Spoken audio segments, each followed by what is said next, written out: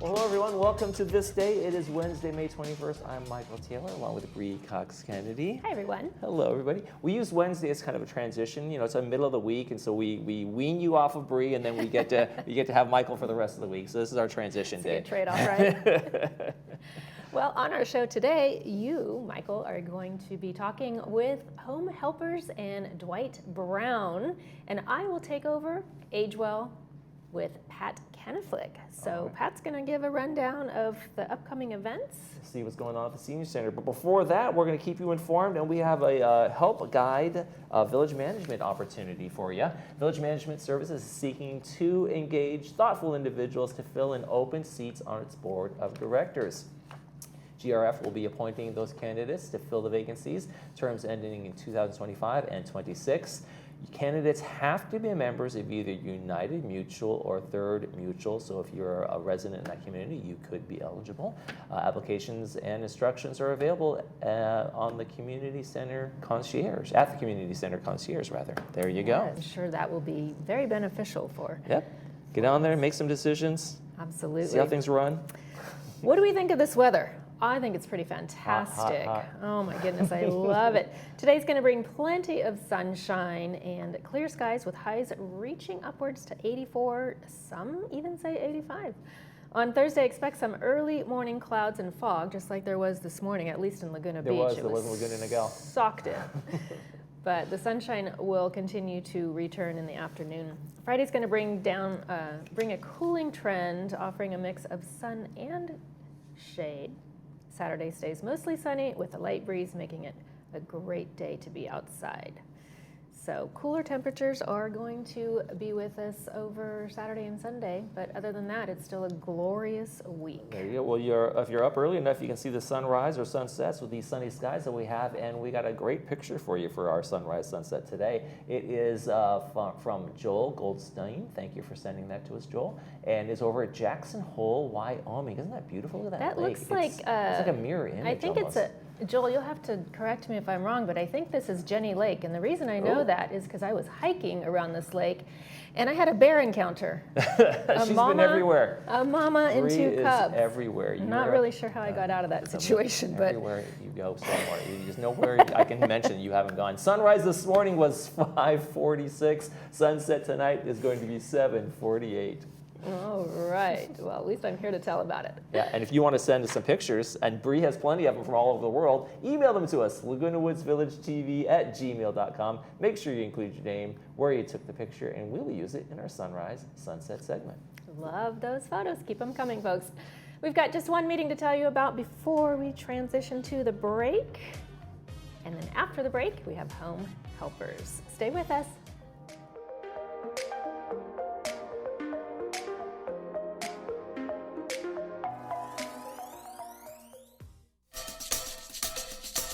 Power your adventures with the Subaru Solterra EV SUV. It comes with legendary symmetrical all-wheel drive standard. Built-in fast charging gets you on the road quicker. Everything about the Solterra is advanced, including the technology helping keep you and your passengers safe. Powered by love. Hi, it's Desiree from Irvine Subaru. Get your new Subaru here with complimentary maintenance included. What would it feel like to hear better? Many people are trapped in the isolation of poor hearing and don't realize it. Even people that are wearing other hearing aids. They only know the way they hear, not how much better they could be hearing. We've taken patients that were hearing 24% of conversations and improved them to 92%. A life-changing difference. Put on these hearing aids and hear better, automatically. No buttons to push or technology to fear. Artificial intelligence and these products do all the work. Don't settle for less. And remember, tell them Stuart sent you. ThisDay.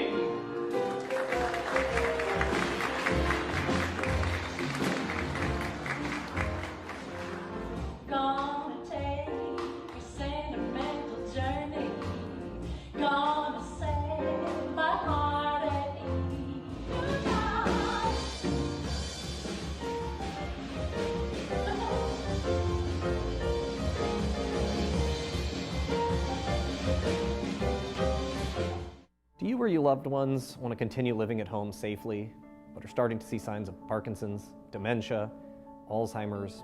Maybe it's recent strokes or falls. Having a caregiver at home can be the best way to keep you in home safely. Home Helpers has been providing caregivers for over 25 years. Call us today or join us at Laguna Cafe for free pie and coffee, and we'll answer your questions about caregiving. It's the first Tuesday of every month at 10 a.m., and space goes quickly, so RSVP now.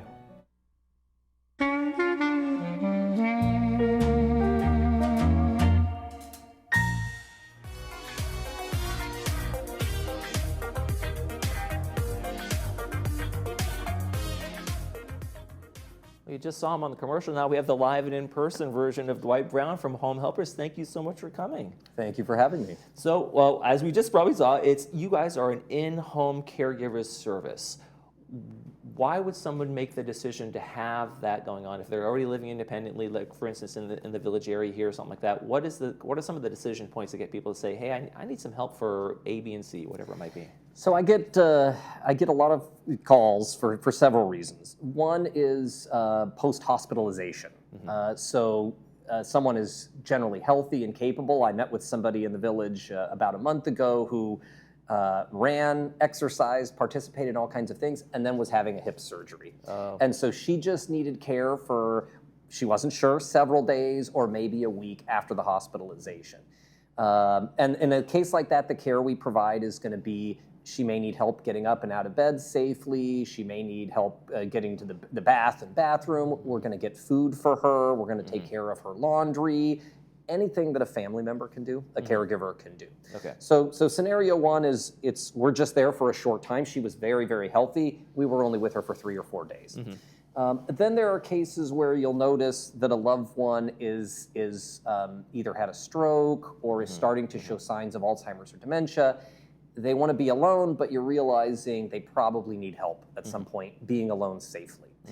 The scenario, though, is very similar. We're helping with food. We're helping with tasks around the house. We're helping with companionship. We help drive somebody to their appointments and things like that. So usually, in most cases, there is some kind of life-changing event or a slow change where family members or the person themselves realize, I need some help to stay at home. Now, in terms of a stroke or some sort of major health condition that kind of changes a person in their home, they may have a spouse that is able-bodied enough maybe to help, but they still need that support, right? Because the spouse becomes this caregiver instead of being able to live their own life too. Is that a case that happens sometimes? Yeah, so prior to being in the caregiving world, I worked for Anthem in Medicare. And the statistics at Anthem were that a family caregiver, their health actually deteriorates faster than the person they're taking care of. It's not easy being a caregiver. It's a full-time job. So we supplement that by coming in and providing respite care. So we can come in and we can actually help out both of them. I mentioned meals and laundry and things like that. That's a help for both members of the family. So sometimes we're giving that person a break so that they can go out and do their own appointments and take care of themselves. And sometimes we're in the home taking care of both people and giving a break in that way as well. Now, is Home Helpers local or are you guys national? So it's a nationwide franchise. I take care of the territory here in Orange County. So my office is actually right here in Laguna Woods, right by the Florence Sylvester Senior Center. Now, if someone's interested, how does the process work? Do you kind of do a consultation? Do folks get to meet the potential helper before they make a commitment maybe to something long-term? So my philosophy on this is I work around you. I get calls from people that they're in the hospital and they're going to be discharged and they just found out they're discharged tonight or tomorrow morning.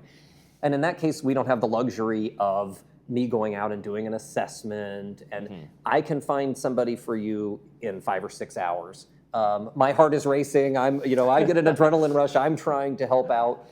So that's the least ideal scenario, but we can respond on an emergency basis. In most cases, people call me several days in advance. And with that, I have time to come out and meet them. And then I do set up interviews. Typically, we have 2 or 3 caregivers that will come out and the person gets to pick their favorite. So it's essentially an interviewing process. I find that it is more successful that way because then you're empowered to pick the person that you like. Right, and that's a challenge too, because I mean, imagine some of the resistance to this is I don't want some stranger in my house, and there's an imposition in the way. There's a presence there that wasn't there before. So, is that a consistent thing? If there's a home healthcare helper that's going to be in the house, are they that person long term? So we always prefer to have as few different people in your home as possible. The goal scenario is one person. And think about it from my point of view. I don't want to be managing a staff of different people going in and out of your home. That's no fun for me either. The best scenario is I find you one person, you love that person, and you're with them forever. I've got a caregiver here in Laguna Woods who has had a client and caregiver who have been together for 3 or 4 years, the same person, and it never changes unless that person has a birthday, holiday, or something else, and they ask me for a backup. So that's the ideal scenario, is always the fewest people. And you mentioned another point, which is one of the most common requests that I get is, I'm very independent. I don't want someone here breathing over my shoulder, monitoring me all day. But it's usually not like that at all.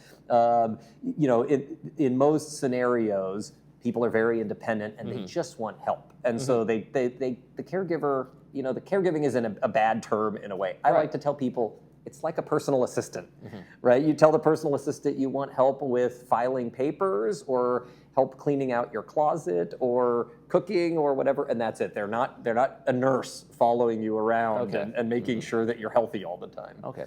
But when they come into our house, there's also that concern of who is this person? How do you vet the folks that come into other people's homes and give that care? So it's a great question. 15 or 20 years ago in the state of California, caregiving was a little bit the Wild West. Each of us agencies were trusted to go out and be background checking and doing other things. The state of California stepped in about 15 years ago.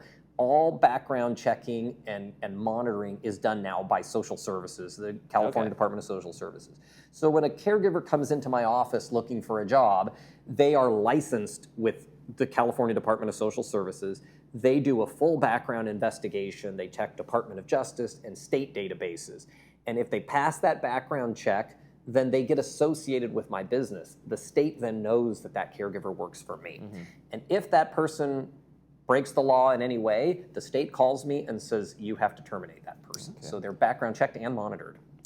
What is the impact cost-wise for this? I mean, obviously it depends on the sliding scale of how much help you need and how many hours, that kind of thing, but is there an average? Yeah, caregiving is the most expensive form of senior care, essentially. So you have a lot of options, and I talk about this at one of my local Q&A seminars, that if you start needing help, you can go to a board and care, you can go to an assisted living or a senior community, the Ivy Wellington, for example.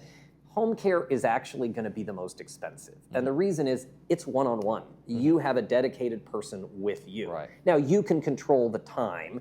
I think the general cost these days is around $40 an hour. All of my competitors, we're all charging about that same thing. Okay.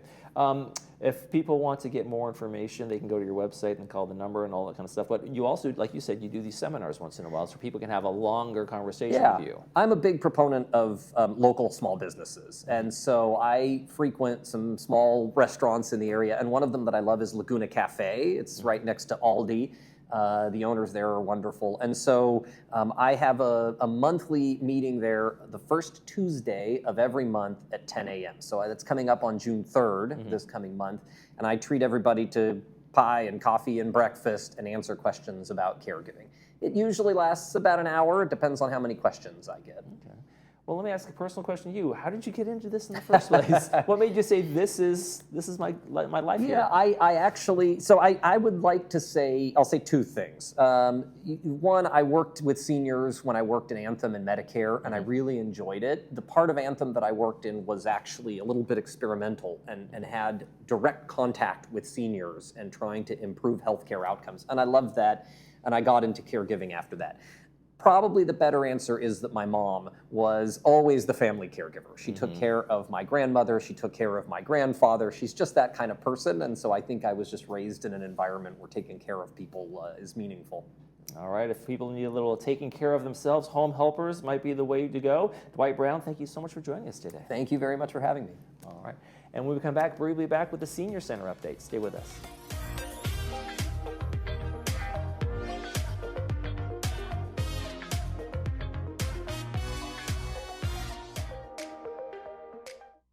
Do you or your loved ones want to continue living at home safely, but are starting to see signs of Parkinson's, dementia, Alzheimer's?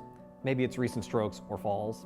Having a caregiver at home can be the best way to keep you in home safely.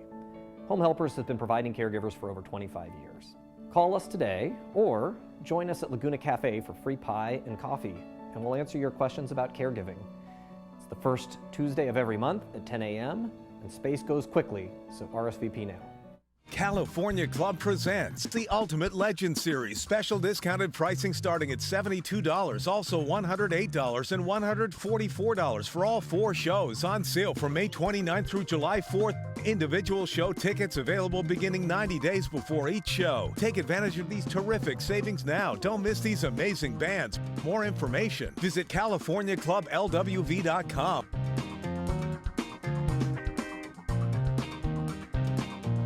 For over 20 years, Orange County has taken its unwanted gold, jewelry, timepieces, sterling silver, and coins to the Jewelry Box estate buyers and always received top dollar. We are a full-service repair center, too, where you can rest assured our on-premises master jeweler will repair any jewelry in our state-of-the-art facility. Come see why for over 2 decades, Orange County has relied on the Jewelry Box estate buyers. At the Jewelry Box Estate Buyers, it's about trust.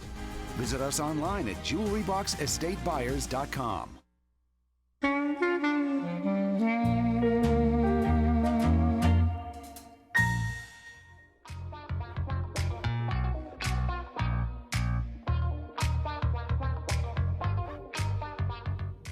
Welcome back to the show. We've transitioned once again. Okay, age well. Yes. Pat Canaflick, you always have a fabulous rundown of the upcoming month's events. Yep. Welcome to the show. Thank I'm you. excited to hear all about June's events. Yeah, we have a lot of fun stuff happening in You June. always do. You always do. Get your pens and papers and calendars out, Exactly. everyone, because Thursday, June 5th. Yes. Let's launch with that. Oh, Golden yeah. Age of television. Yeah, it's really exciting. Actually, I was approached by a resident in the village, Dr. Michelle Stanton, who came to me with a full presentation about basically classic shows from the 50s and 60s. So she is a retired professor of film and television, which I find very fascinating in Yes. itself.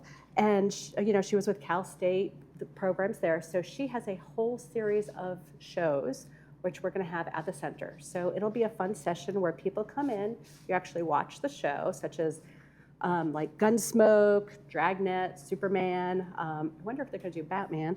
I Love Lucy, those classic shows. And they're actually going to watch them, and then she's going to have a discussion. So it's going to be an interactive class, which will be interesting. Yeah, it'll be a lot of fun. And the really cool part I find amazing is she's going to talk about the creation of everything and about the social impacts and how it affects everything from that period of time forward.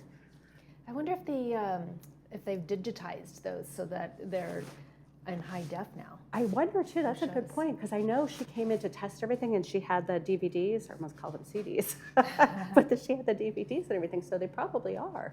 I would think so, but I mean, some of the shows, I remember as a kid just watching some, like Twilight Zone. Who does not know the Twilight Zone? So, yeah, that's a classic. I forgot about that. I know, I forgot about it too. It was always on after Thanksgiving and everything, but those are just like, they have so many actors in them, and, they were fun and kind of spooky, and how that affects everything going forward, which is really kind of a neat concept to look at it and really tie everything together. And, she figured that this would be a great group that would be interested in this. And, the class is going to be about an hour and a half. So there's, the shows are about, probably 20 to 30 minutes. I'll even throw in some popcorn too, so we can have it for a little snacky going on. And it's going to run through the whole summer. Okay, so I was just going to ask that, Pat. So is it going to be every Thursday? Yes, it's going to be every Thursday going forward. So I'm compiling all the details about which shows and everything are going to be on there. So, next time I'll come, I'll have a whole list with some flyers about the different shows on it and when they will be there once we get those details worked out. But it's going to be an ongoing through basically after Memorial Day all the way through to Labor Day. Okay. So it's a great opportunity as well to get out of the house, especially when it's going to be hot. I was going to say probably air conditioning. Oh yeah, right? we're very air conditioned. Where is it being held at? It's going to be at our center, and it's going to be most likely, depending on how many people come. So I highly encourage reservations. That way I can make sure I put everybody in the right room. But it'll either be in our conference room, and we have a big TV back there, and it's a very comfortable place where we show our movies on Fridays, or it'll be in one of the bigger ballrooms, depending on how many people come. So the idea is so it's not too huge that it can really be interactive. Right. Because Dr. Stanton has amazing background and information on film and television. So it's kind of really neat to be able to pick her brain and see how things, and she's very relevant. So, and she lives right here in the village. So Sounds both entertaining and educational. exactly, I know, you combine and snacks, so why not? So. Yeah, so we're gonna go from popcorn to ice cream social. I know, yes. Yes, we're having our traditional Father's Day ice cream social before Father's Day, where, this year we're gonna make it a little bit more fun and mix it up with, in the past we just did a scoop of ice cream. Now we're gonna add in some calories. We're gonna have some whipped cream and some sprinkles, maybe some hot fudge, that kind of thing, just to make it fun and honor our fathers who've done so much for us. And, it's a social event, so everybody can come. Is it a family affair? Exactly. So bring grandchildren? Sure. We love it. We love to see, younger people at the center. So yeah, anybody is welcome. And it's right after our lunch, so I highly recommend coming in for lunch. And then just staying for a nice afternoon. And, it's really nice to get people together and talk about, where did they grow up? And, I was raised on the East Coast. Oh, I was raised here in California, and those fun little things, tidbits. And, just talk about your dad. And if your dad, like mine, has passed, it's a nice opportunity to, remember them with something fun. And my dad loved pistachio ice cream. So. Oh, yes, that is a favorite, isn't it? It is. So, yeah, so it's just a little opportunity for us to spoil the fathers.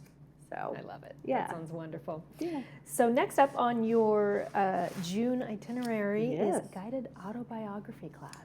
Yeah, so we've had the class at the center before, and this is actually going to be an intro to it. So it's going to talk about what the class is, because people, I've noticed a little bit kind of get like, oh gosh, autobiography, books and big, and it's intimidating. So Ellie's going to come in and talk about what's in the class, because it's really more like short stories about passages in your life or things like experiences that you had. And she's really great because she will provide all the prompts that even just when I was speaking with her the other day, she's got the prompts that make you think about, oh yeah, that chapter in my life.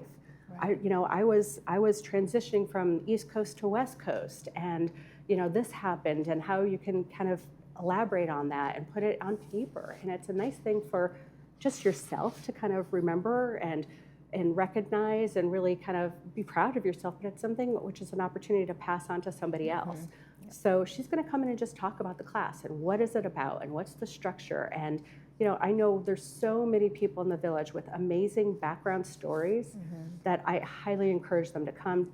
This is a one-time class before the next guided autobiography class series starts, and just come and listen to Ellie and find out and ask questions about the class, and go forward from there. So I love the fact that it can be segmented down into quote unquote chapters of your life, right? Exactly. Because even I look back at my life and I think, wow, if I were to write an autobiography, I am overwhelmed at the idea of even starting. Yeah. But if you have a structured, like from, I don't know, I'm throwing out a year here, from 1980 to 1990. Yep. Maybe bookend it in that decade. Yep. And then just write everything that happened. And then, people can probably progress into and the next few years. Exactly. And it's great for, your mind and everything, because you're thinking about, mostly happy times of your life and having those nice memories. And then if you have the added bonus to pass it on to somebody, so you know about what they went through. I mean, through the Depression and, like the wars. I mean, I cannot comprehend that. So it's, it's amazing to have this tool basically to help your thoughts, and, and it's a great, fun, safe environment. And Ellie is just fantastic who teaches the class. Wonderful. So, come check out the intro. Well, speaking of classes, Saddleback Emeritus classes, Yes. fall registration. Yes. So offering assistance. Yep, we always do every quarter. We work very closely with Saddleback Emeritus, and they will be coming to the center on Monday, June 20th, from 9 to 4 all day to help people with the registration for the fall classes. I know the catalog for the fall they're working on. I'm not sure of the status, but it's going to be up online soon. At the center, we always have catalogs available when they ship them to us, but this is an opportunity for folks to come in and get help if they have a hard time with the process. The process has changed quite a few times. So it's just an informational help. People can just stop in. I highly recommend coming after lunch. It's less busy because people are kind of running through and trying to get things done. And this is, if they have trouble trying to register online, come to the center. We're more than happy to help you. And there'll be about 3 to 4 of the folks from Saddleback there to help with the registration. Okay, so speaking of help too, I really want to touch on this because it's super important. June is National Internet Security Safety Month. Yep. So you've got another event going on that I highly encourage our viewers to go to, and it's covering, what steps can you take if you've been a victim of cyber crime. Yeah. Brought to us by Cox. By Cox, yeah. We got the great opportunity to partner with Cox on this. And like you said, it's, Internet Safety Month, so it's perfect time in there. And it's really, they have an expert coming in who's going to be able to talk to people in a group setting and even individual about basically what is cybercrime and what do you do if it happens. And people can be intimidated by the word cybercrime, but it's scams. And somebody takes money out of your account, or I heard a story just yesterday about somebody, was approached with some paperwork to fill out, asking for a social security number, things like that. And so this is a great tool to have everybody come, listen to what's going on. And we talked about it last time. I mean, these scams change so often. They do. And it's just really important to protect yourself and know about all the tools that we have to protect ourselves. All right, Friday, June 27th, That's 11:30 to 1. Perfect. Thank you, Pat. Thank you, Appreciate all Bri. the information. Thanks. Coming up next, we'll take a look at the weekend's movie preview. Stay with us.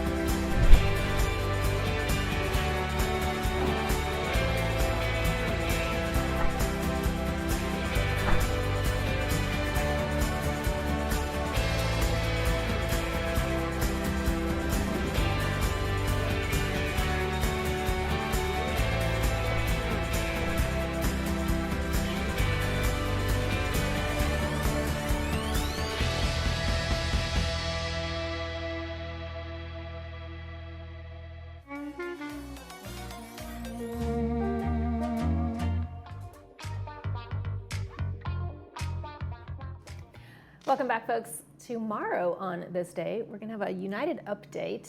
Michael's going to take that over with Sue Quam and Dennis Cafferty from the El Toro Water District, so we're getting a little bonus interview in there too. All right, folks, that's going to do it for this edition of This Day. For Bree Cox Kennedy and myself, we hope you all have a beautiful day.